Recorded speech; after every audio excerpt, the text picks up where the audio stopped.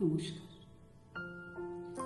বিশ্বকবি রবীন্দ্রনাথ ঠাকুরের খুবই বিখ্যাত একটি কবিতা কৃপণ। আমি ভিক্ষা করে ফিরিতেছিলেম গ্রামের পথে পথে, তুমি তখন চলেছিলে তোমার স্বর্ণ রথে।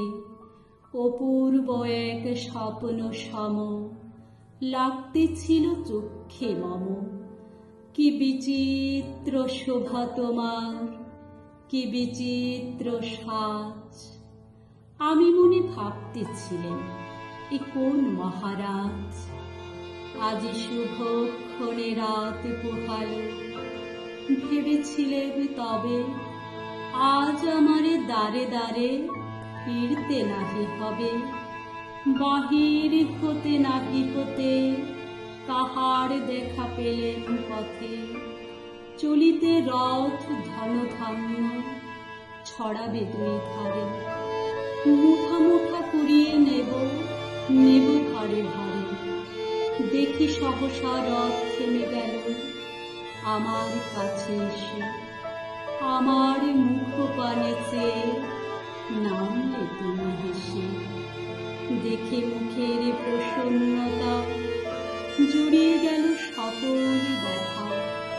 হেনকালে কিসের লাগি তুমি অকস্মা, আমায় কিছু দাও গো বলে বাড়িয়ে দিলে হাত। এ কি কথা রাজা ধীরাজ, আমায় দাও গো কিছু। শুনে ক্ষণকালের তরে রইল মাথা নিচু। তোমার কি ভাবা আছে ভিখারি ভিক্ষুকের কাছে। এ কেবল কৌতুকের বসে আমায় প্রবঞ্চনা।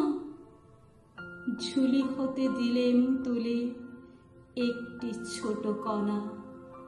যবে পাত্রখানে ঘরে নিয়ে উজাড় করি, এ কি ভিক্ষা মাঝে একটি ছোট সোনার কণা দেখি। দিলেম যা রাজ ভিখারিরে, স্বর্ণ হয়ে এলো ফিরে। তখন কাঁদি চোখের জলে দুটি নয়ন ভরে। তোমায় কেন দেইনি আমার সকল শূন্য করি।